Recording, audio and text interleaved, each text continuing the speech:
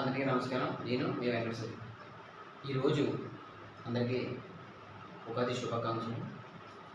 అదేవిధంగా ఈరోజు చెప్పే టాపిక్ వచ్చేసి మనకి 45 రోజుల్లో స్పోకెన్ ఇంగ్లీష్ ఏ విధంగా నేర్చుకోవాలి, లేదా మనం ఇంగ్లీష్ ఏ విధంగా మాట్లాడడం నేర్చుకోవాలి, ఏ విధంగా ప్రాపర్గా ఏ విధంగా మాట్లాడాలో తెలుసుకుందాం.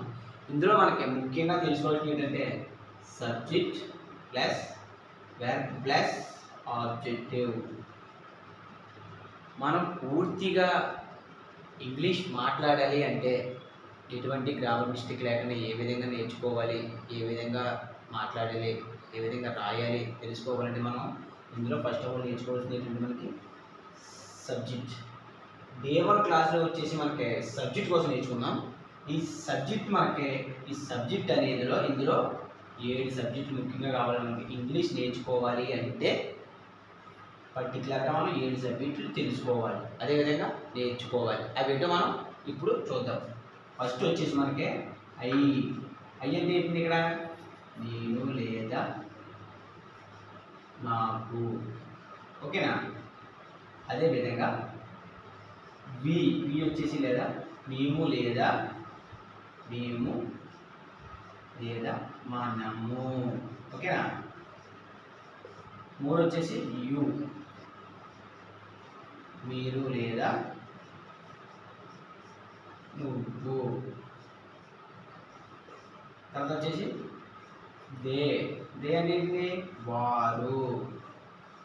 దే అంటే వారు. చూస్తున్నారా? అందరూ వినాలి. తర్వాత వచ్చేసి ఈ అంటే మీకు తెలిసిందే, అతడు. షీ ఆమె. ఇట్ అది లేదా ఇది. మనకి ఇక్కడ ఎన్ని సబ్జెక్టులు కావాలండి? 7 సబ్జెక్టులు ఏంటంటే ఇక్కడ ఐ, వి, యు, దే, ఈ, షీ, ఇట్. ఒకటోటి విడివిడిగా తెలుసుకుందాం మనం. ఐ అంటే ఇక్కడ నేను లేదా నాకు.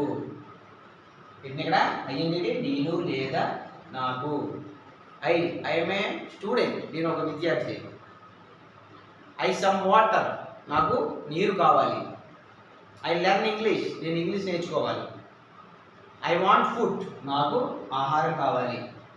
ఓకేనండి. తర్వాత వచ్చి వి అంటే ఇక్కడ మేము లేదా మనము.